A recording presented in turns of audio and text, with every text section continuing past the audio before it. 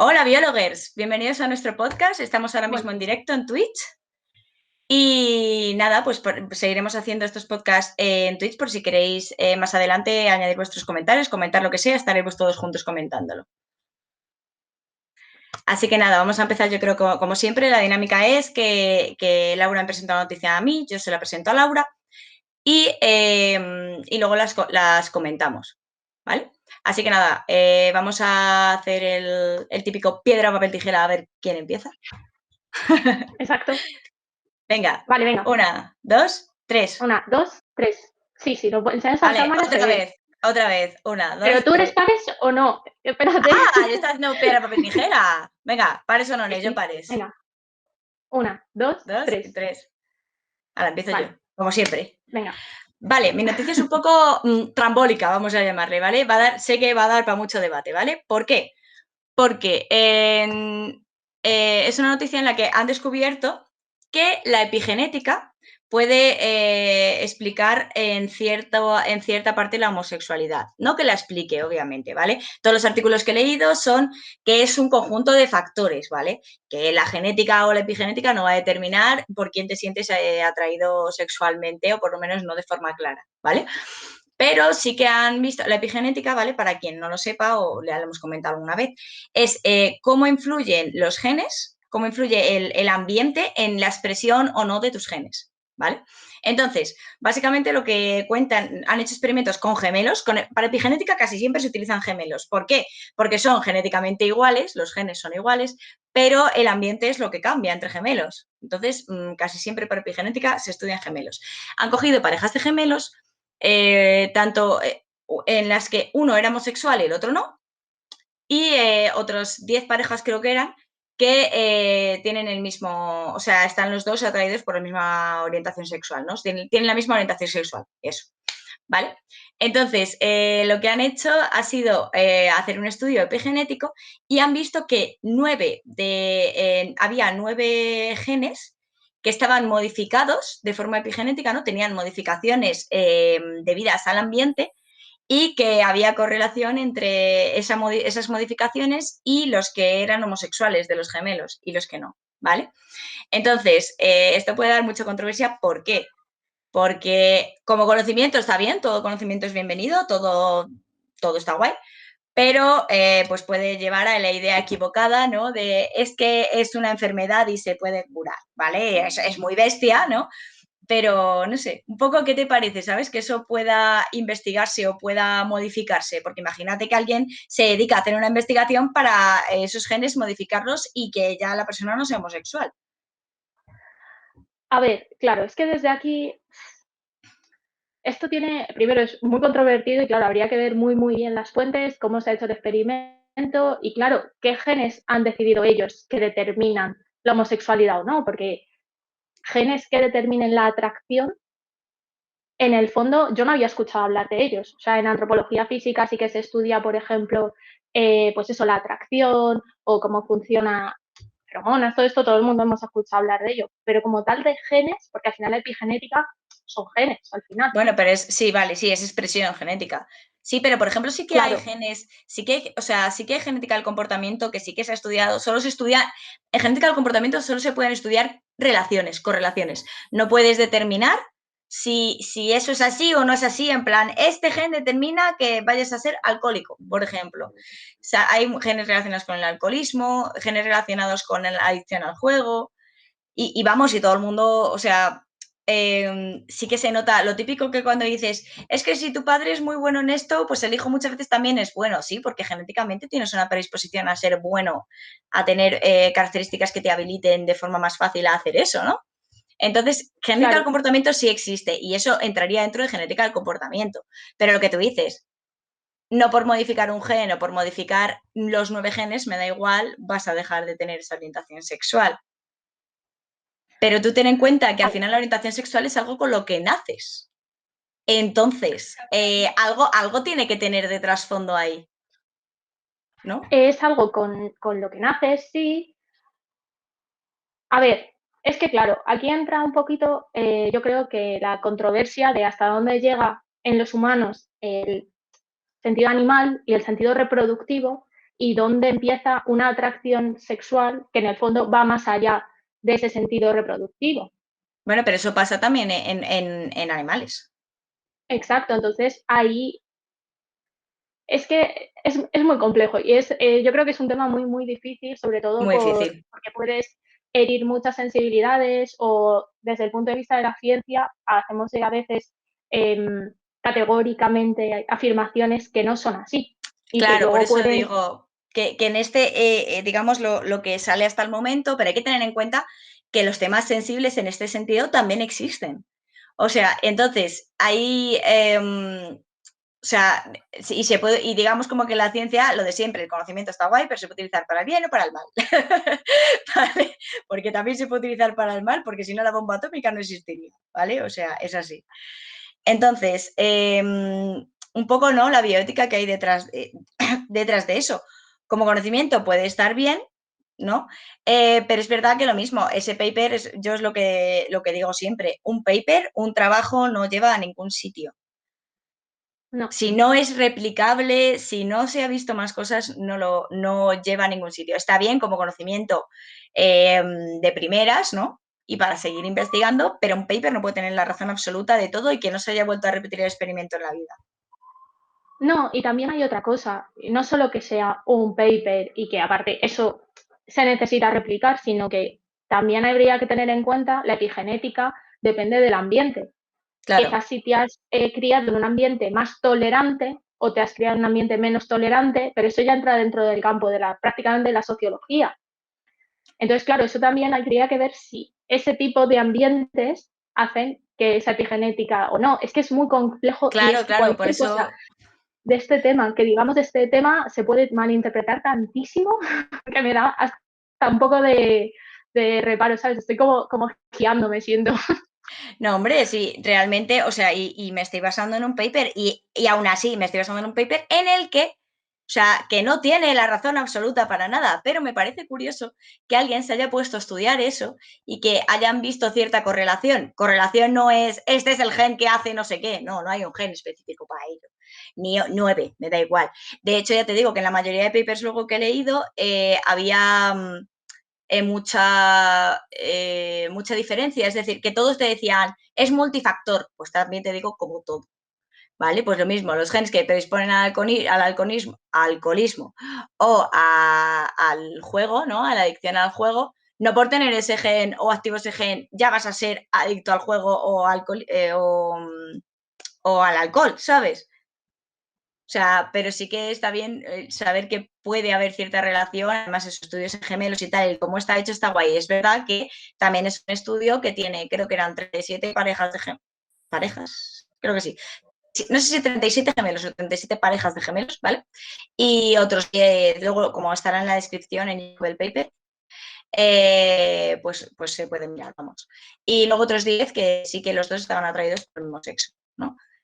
Sé, me parece curioso y además eso, lo de siempre, se puede usar para el bien o para...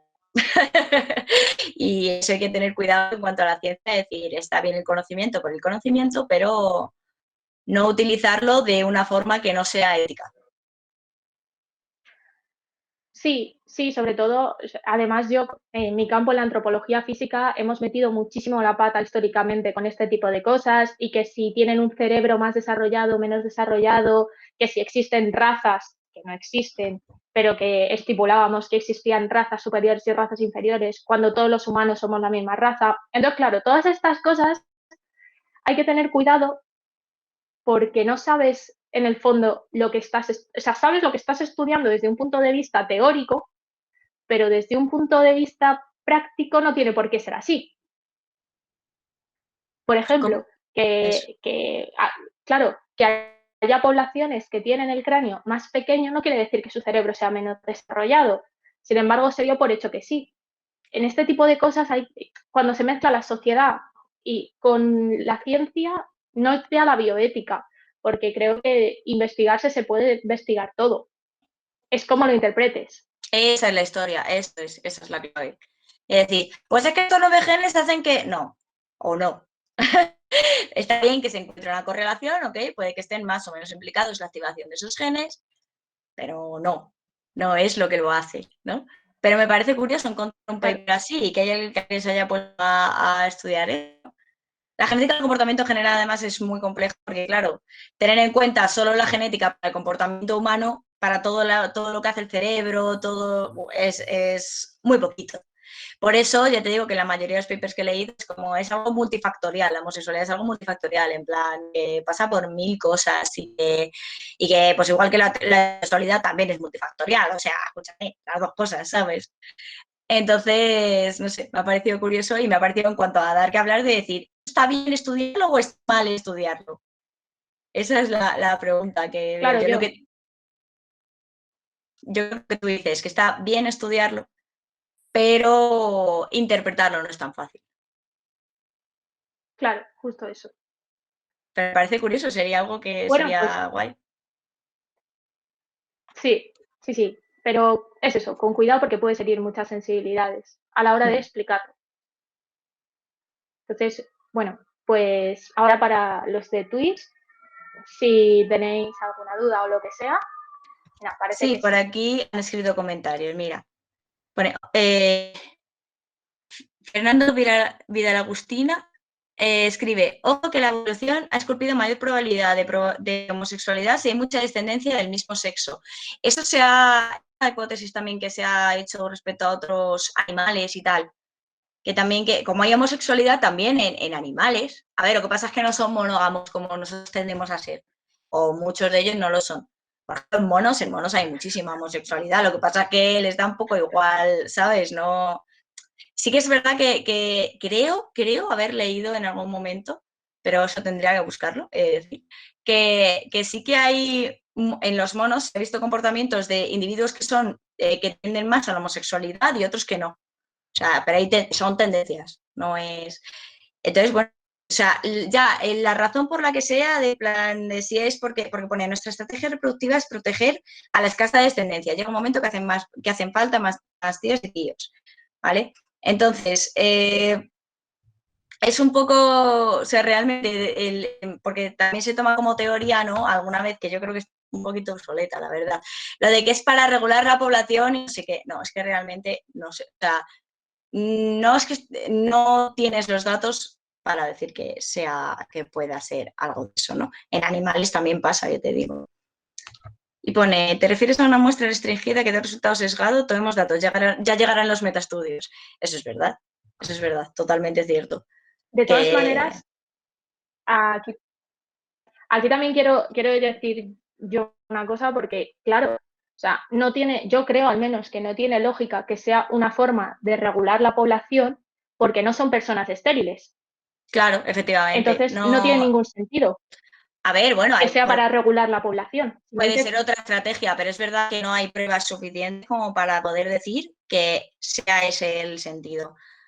Y que no tiene por qué tener sentido. Escúchame, si no es algo, o sea, si es algo que se ha mantenido y no está eliminado por selección, es algo que realmente no perjudica a la especie, ¿sabes? Porque si no, la selección hace que eso no perdure y al contrario perdura, con lo cual si fuera solo genética, solo eso, ¿sabes? No realmente, o sea, si fuera algo para en beneficio de la especie, no, o de la regulación de la población, digamos, no seguiría estando y vamos, y cada vez, gracias a Dios por nuestra sociedad, pues cada vez por lo menos se nota más. Y vamos, que es lo suyo, ¿no? En plan, que sea una sociedad abierta, tanto pues eso, por lo que tú dices, por razas, por género, me da igual, por atracción sexual, me da lo mismo, ¿sabes? Y entonces, pero bueno, que está bien al final estamos hablando estudiarlo. de algo, claro, al final estamos hablando de algo biocultural. Claro, ese es el problema, que es una mezcla ahí un Y ahí poco, llegan, que es un mix un sí, o sea, hay muchos poco... fenómenos bioculturales, pero sí es cierto que hay que tratarlos de forma distinta a cuando estamos hablando simplemente de genes o cuando estamos hablando de genética molecular. Los fenómenos biosociales hay que tratarlos desde una aproximación distinta. Claro, pero en biología muchas veces lo que se hace es aproximarse a este nivel, ahora a este. Vale, ¿verdad? Cuando tengo todo, vamos a ver qué pasa si juntamos todo. De momento, la capacidad, no tenemos mucha capacidad de hacer ese tipo de cosas porque los datos son tan pues eso, los metaestudios son tan grandes que no llegamos a sacar conclusiones buenas de momento, ¿no? Pero bueno, pues lo que ha dicho, ¿no? El seguidor que ha dicho que tomemos datos y luego ya se verá, cosa que me parece maravilloso. Y todo todos los estudios no tienen por qué tener aplicaciones más que el conocimiento y ya está, ¿sabes? O sea que... Claro. Vale, pues vamos con tu noticia. Bueno, pues volvemos.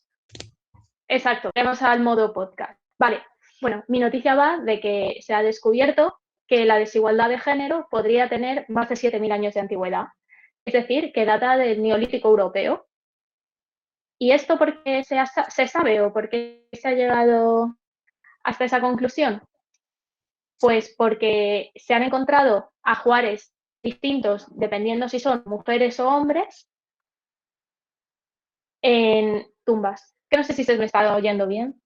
Sí, se corta un poquito a veces, pero yo te voy entendiendo por lo menos. Que se han encontrado ajuares distintos, ¿no? Para hombres que para mujeres. ¿No? Supongo que distintos en cuanto Exacto. Entonces se piensa. a si son lujosos o no, ¿no? Digamos. No, distintos en cuanto son herramientas de un tipo de trabajo o de otro. Ah. Entonces, esa diferenciación del trabajo que aparece en el Neolítico, porque hemos hablado muchas veces de que en la prehistoria, pero hay mucha prehistoria, cuando en el Paleolítico, que eran las cazadores-recolectores, se sabía que había igualdad. Sin embargo, es en el Neolítico cuando empiezan a asentarse y cuando empieza a haber diferenciación de trabajos por género. Y eso crea al final la desigualdad, por el hecho de que ya hay trabajos para hombres y trabajos para mujeres. Bueno, pero sí que puede ser. Y además, no solo eso, sino que. Sí, pero que esto abre además la puerta a que también podría haber otros géneros, no solo hombre y mujer, ya Eso sí, que claro. hay restos que se han encontrado con ajuares que son distintos al de los hombres y al de los de las mujeres.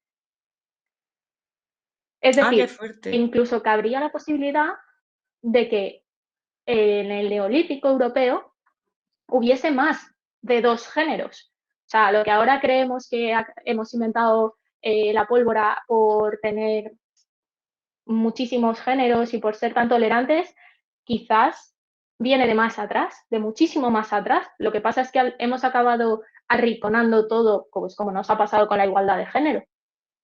Entonces eso abre una puerta muy interesante. Pues sí, la verdad es que sí. Lo que pasa es Porque ya que se conocían. quizás la diferenciación de trabajo por hombre y por mujer, que eso es algo que siempre se ha dicho, lo típico se dice, es que los chicos tienen más fuerza. Pues no, porque una chica puede tener la misma fuerza que un chico, etcétera. Pero es verdad bueno, y tú como antropóloga sabrás, en cuestión de desarrollo, etcétera, los chicos en la adolescencia, por ejemplo, que es cuando nos empezamos a tener el dimorfismo sexual, ¿no? La diferencia entre hombre y mujer, ellos desarrollan músculo sobre todo. Nosotras no tenemos esa facilidad genética para desarrollar músculo, con lo cual yo creo que la diferenciación quizá de trabajos se haya debido, siempre, típicamente se ha debido más a eso que a otra cosa. En parte sí, pero ajuares de mujeres eran para tejer o para hacer cestas, quiero decir, eso no se necesita. No hay nada que diferencie un hombre o una mujer a que sea mejor haciendo cestas, ¿sabes? O tejiendo. Entonces, el estudio lo que viene a decir es que cuando aparece esa diferenciación de trabajos por género, acaba derivando en que la mujer simplemente se convierte en un bien más, porque tú lo que quieres es, como hombre, tener descendencia para cuidar tus tierras y para eso necesitas una mujer que te dé la mayor descendencia posible. Y ahí es cuando la mujer se convierte en un bien. ¿Sabes por dónde voy?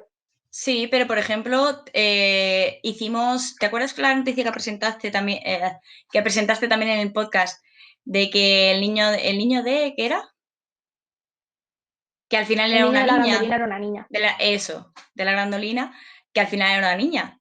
Entonces, ¿cómo casa eso con esta diferenciación? Porque sí se sabe que también había mujeres cazadoras, o sea, no había tanta diferencia de sexo como a lo mejor a priori creíamos. Entonces, ¿cómo casa una cosa con la otra? Claro, pero estamos hablando del paleolítico, porque estamos hablando del paleolítico y no del neolítico. En el Ah, neolítico es cuando empieza la sedentarización y a crearse las ciudades, que de hecho las ciudades no nos han traído nada bueno, porque igual ha pasado con las enfermedades infecciosas. Antes, en el Paleolítico, había enfermedades infecciosas como la peste o la tuberculosis. Aparecen con las grandes ciudades, porque aparecen con los ambientes insanos. Pues también promovieron la desigualdad de género porque antes no había un bien, por así decirlo, no tenías un campo. Tú ibas a una zona y si había frutos te los comías o los recolectabas y luego te ibas a otra. Luego, después no, después tu campo y lo tienes que trabajar. Y si el papel de trabajar el campo solo es de los hombres, al final la mujer acaba relegada a eso, a una creadora de más hombres para trabajar el Vale, campo. o sea, fue al revés, digamos, antes había menos diferenciación de sexo al principio y luego poco a poco se fue haciendo más grande, ¿no? Esa Claro, diferenciación además de diferencia de sexos, de género. de género, sí, perdón, O sea, porque no es lo mismo de el sexo que roles, el vamos género. a ponerlo, sí, sí, de roles. Sí, vale, claro, Claro, no había pensado ya, claro, que una cosa aparecía antes que la otra, cierto. Y claro, claro. O pero sea, realmente tú has dicho que las ciudades no nos traen ningún beneficio. Yo creo que sí. O sea, entiéndeme, y quizás a nivel higiénico, a nivel epidemias, etcétera, higiene, pues a lo mejor no fue la mejor solución en el momento, pero sí que ha ayudado a desarrollar una sociedad más fuerte respecto a industria, respecto a un montón de cosas. Realmente, digamos, lo que ahora se considera mundo de sitios desarrollados, ¿no? Son los sitios que tienen fuerte el sector terciario, que es servicios e industria. Y eso solo puede estar vamos, lo más, solo la tienen poderosa las ciudades, ¿no? claro, pero yo con ciudades te estoy hablando, o sea, quiero decir, no te estoy hablando de ahora de Nueva York, te estoy hablando de la creación de las megaciudades, que eran asentamientos muy, muy grandes. Entonces, esos, o sea, obviamente sí, pero al final la sedentarización se acabó imponiendo porque era acaparar territorio. Claro. Y de hecho, la sociedad europea se ha creado a base de guerras constantemente. Y las ciudades eran sitios, era todo peligroso, porque a ti una ciudad te sitiaban y mal. Sin embargo, en cazadores recolectores no había ese sentido de la propiedad, que obviamente había guerras y se ha demostrado que había violencia, obviamente, pero no había una propiedad que proteger. Y aparece en el Neolítico. Ya, pero bueno, que quiero decir que tampoco son todo, o Entonces, claro, sea, obviamente, tampoco yo no lo veo tanto como todo desventajas. Quizá en el momento sí, pero porque también un cambio siempre supone una revolución de hasta que se estabiliza. Sabes que en el momento, o sea, en el momento que creas la primera ciudad, lo que tú dices, en plan, pues ahora de repente la higiene mal, todo mal. Mucho, pues eso, el territorio, las guerras, no sé qué, todo mal. Pero en el momento que se estabiliza, no tiene por qué ir mal. Y además nos ha ayudado también a crecer como sociedad, ¿sabes? Probablemente si hubiéramos para que te hagas seguido una idea, siendo la nómadas. alimentación era muchísimo peor. Se te corta Sí, el pero la internet un montón, alimentación era peor en Laura. el Neolítico que en el Pal. Que era peor en el neolítico la alimentación.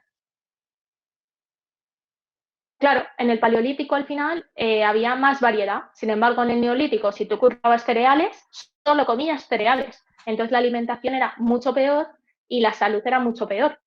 Claro, pero quizás hasta De que se hecho, eso implantó, se debe mucho. pero porque el neolítico quizás es el momento ese del cambio. Una vez se estabiliza y creces como sociedad y empiezas a decir, pues si yo tengo cereales y este tiene manzanas, pues intercambio cereales por manzanas. Y entonces, ¿sabes? Hasta que no llegas a ese momento de desarrollo, es normal que al principio vaya mal, obviamente, ¿no? Porque hasta que no se estabiliza y no creas algo que no empiezas a ver los problemas que tiene algo, es como si tú dices, me voy a montar una empresa. La empresa al principio va a tener mil problemas, ¿por qué? Y vas a tener que ir apagando fuegos. Ay, es que esto tiene el problema este de aquí. Bueno, pues lo soluciona así. Esto tiene este problema, lo solucionas a. Es normal que al principio, cuando es algo nuevo, vaya mal, no vaya todo lo bien que tú quizás pensabas que iba a ir, ¿no? Y luego vas solucionándolo y vas tal, y yo creo que A sí ver, que quizás al final sí es progreso, vamos, pero claro, pero progreso hacia dónde? Es que en este punto los antropólogos y los arqueólogos sí tenemos la duda de si fuimos a peor, ¿por qué se impuso la sedentarización? ¿Y por qué se impuso la jerarquización? y por qué se impusieron muchísimas prácticas y muchísimas cosas que no nos venían bien en comparación a la vida que teníamos. ¿Quieres decir que por qué en Claro, ese, eso es una... que por qué se produjo ese momento de cambio, ¿no? ¿O cómo? O sea, Eso es lo ¿qué que siempre los impulsó? antropólogos y los arqueólogos, claro, nos planteamos por qué se pasa a un modelo en el que se está... ¿Qué te aporta? Y se piensa que es porque después, justo en neolíticos, después de una glaciación, y entonces como que crear esos reductos y guardar comida y eso te beneficiaba en cuanto a que viniese otra gran glaciación. Se Ya, piensa que esa es una de las teorías, pero puede no ser así. Pero no se sabe por qué es eso, porque se pasó a un modelo peor, a un vale. modelo de propiedad privada, a un modelo de tener un rey, a un modelo de tratos sociales y a un modelo en el que al final la mujer pasa a ser un bien más. Ya, ya, ya. Sí, la verdad es que es curioso, en plan, ¿por qué si en el momento estaba claro que una cosa era peor que la otra, porque una no estaba estabilizada y estaba mal y la otra tal, ¿por qué ese cambio?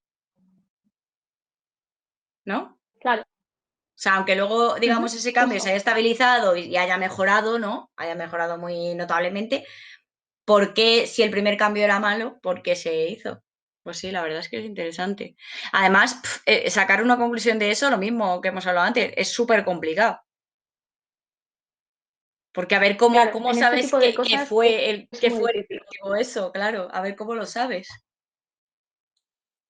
O sea, estudiando mucho, pues mira, pues lo que ha Sí, o dicho, sea, mira, pero por ejemplo, claro, haciendo o claro, sea, pero por obteniendo ejemplo, con el datos tema de, y ya a ver qué pasa.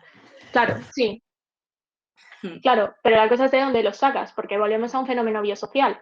Entonces ahí está el problema. Pero con el tema de los géneros, sí se sabe de tribus precolombinas, que no solo son mayas, incas y aztecas, había muchísimas más, más pequeñas. Y sí, a mí me comentó otro antropólogo, ahora mismo no me acuerdo de cómo se llamaba, pero había una tribu en la que estaban divididos por 5 tipos de almas.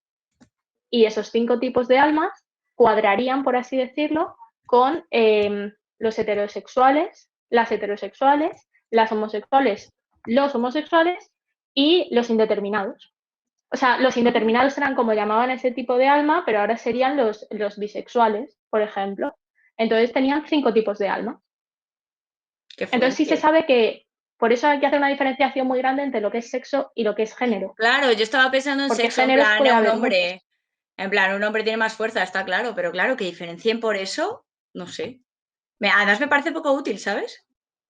O sea, me parece poco útil diferenciar por orientación sexual las armas. O sea, ¿para qué? ¿Sabes? No sé. Que quizás también no lo estoy viendo, porque como no, o sea, quiero decir que hay cosas que no comprendemos ahora que quizás en su momento tuvieron su sentido, pero yo ahora mismo no le veo el sentido, vaya. No sé si tú como antropóloga puedes Bueno, decir si tiene seguramente sentido o no. sea... Yo lo que veo es que una sociedad así sería muchísimo más tolerante, sin duda, que una sociedad como la que tenemos actualmente. Bueno, ahora estamos avanzando en ese sentido mucho, pero la que teníamos hace 50 años. Entonces, este tipo de cosas también como antropólogo te hacen ver un poco que la sociedad humana siempre va para adelante y para atrás todo el rato. Para adelante y para atrás, totalmente. En ciertos.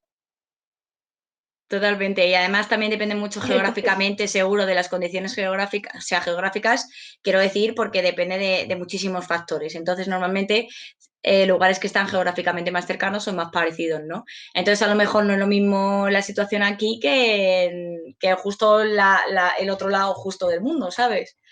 Porque las situaciones son completamente distintas. Y a lo mejor nos vamos moviendo, lo que tú dices, la humanidad, en cuanto a progreso, para adelante y para atrás, pero no al mismo ritmo en España que en Estados Unidos que en Australia, ¿sabes?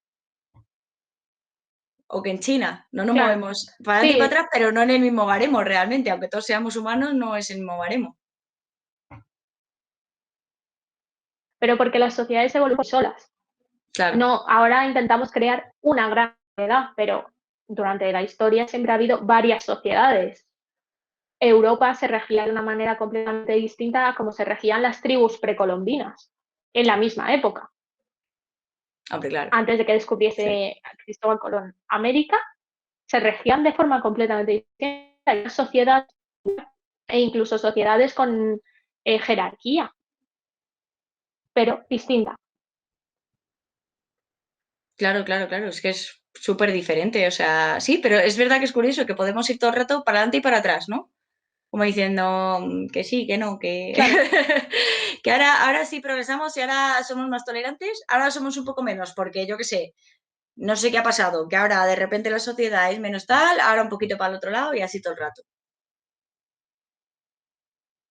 Pero es verdad que siempre los humanos Exacto, hemos tenido totalmente. miedo, siempre es ese miedo a lo diferente, a que no seamos todos iguales, incluso nosotros mismos, o sea, digamos de pequeños o de adolescentes, ¿no?